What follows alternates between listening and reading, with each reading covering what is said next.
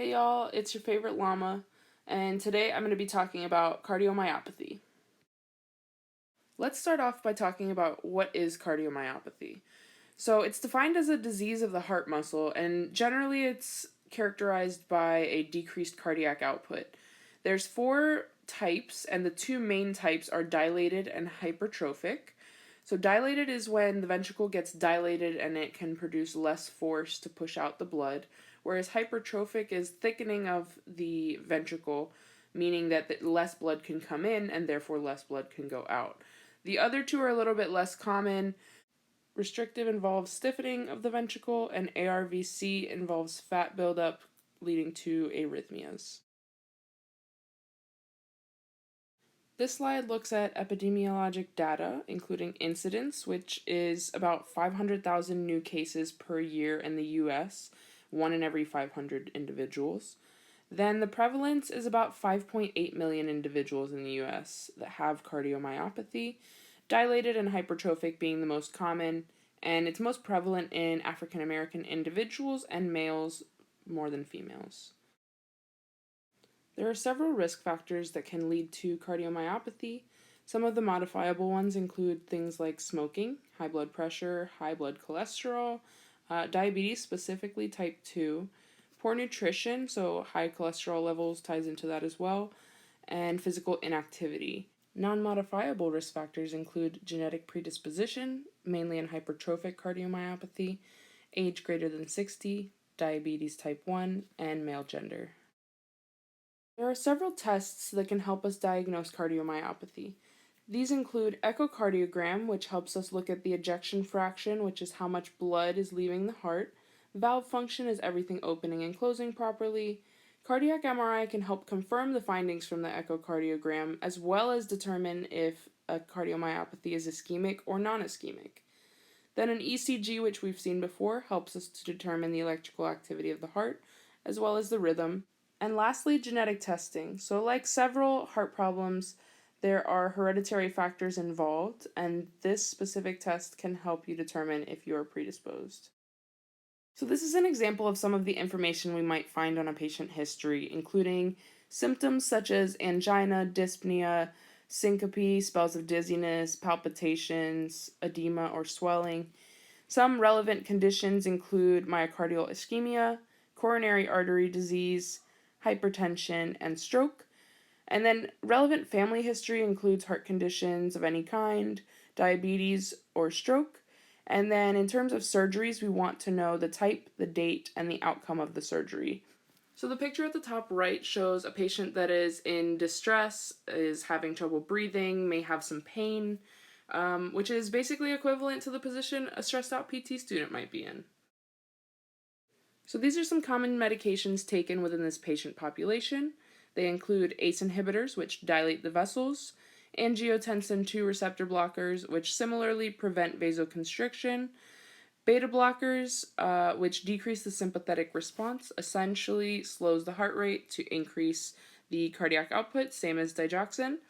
Diuretics decrease the blood volume, so less force is needed to provide blood to the body. And blood thinners decrease resistance of blood flow as a whole. So I've provided a few exercise tests here. The treadmill stress test, which is helping to assess for any angina or pain that the patient gets, as well as fatigue, which determines our exercise capacity. And then the 6-minute walk test is actually very tolerable for these patients. It helps us determine functional capacity and gait speed, which is linked to mortality. Throughout these tests, we must monitor for heart rate, respiratory rhythm, blood pressure, ECG values, and rate of perceived exertion. Some values that should be assessed are elevated BNP, troponin, and creatine kinase, which could indicate injury in the heart if elevated. Lowered iron levels, which indicate anemia, maybe decreased oxygen to the body, and then general tests for the liver and kidney, cholesterol, and glucose. So the four main types of cardiomyopathy can be divided into congenital versus idiopathic causes. The congenital is more of the hypertrophic and ARVC types, whereas the idiopathic is the dilated, specifically non-ischemic, and restrictive types. So congenital means at birth, Idiopathic means we don't really know what caused it. Other common underlying pathologies include coronary heart disease, myocardial ischemia, and hypertension. Exercise tolerance can be decreased in individuals that are exposed to prolonged or intense exertion.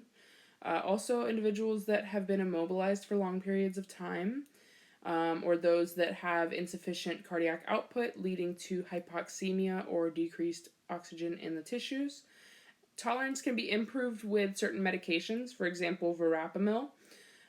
Low to moderate endurance training, so as long as that threshold isn't crossed, it's beneficial. And then NMES can help to stimulate the muscles.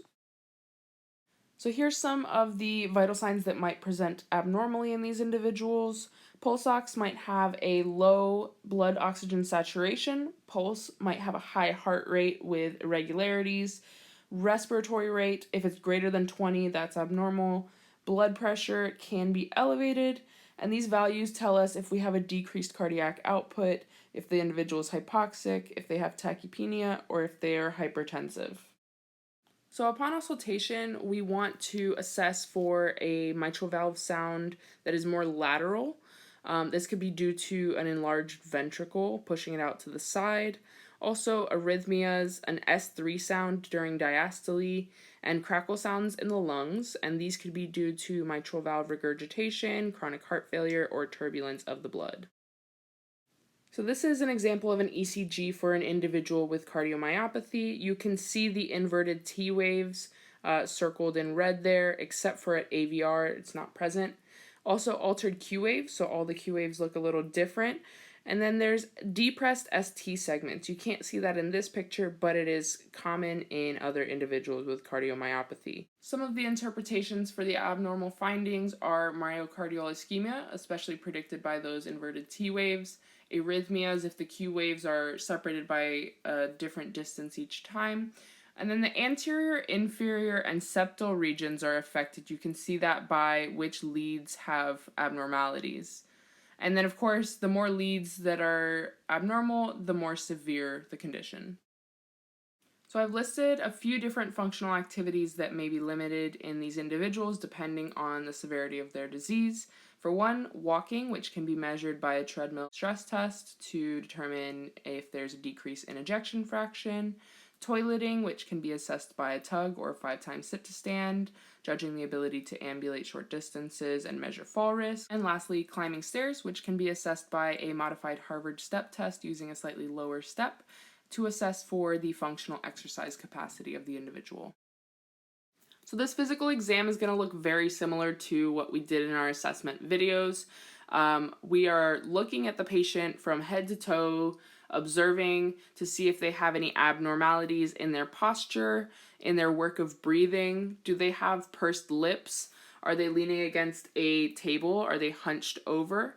Are they pale or are they blue? Are they cachexic or are they obese? So those are just some of the things that we want to take into consideration, as well as a distended jugular vein.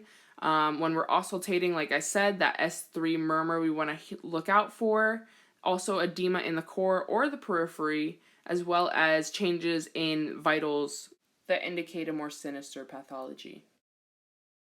So in terms of interprofessional collaboration, we do work with a lot of other healthcare providers, especially the cardiologist or the PCP if they are the ones that referred to us.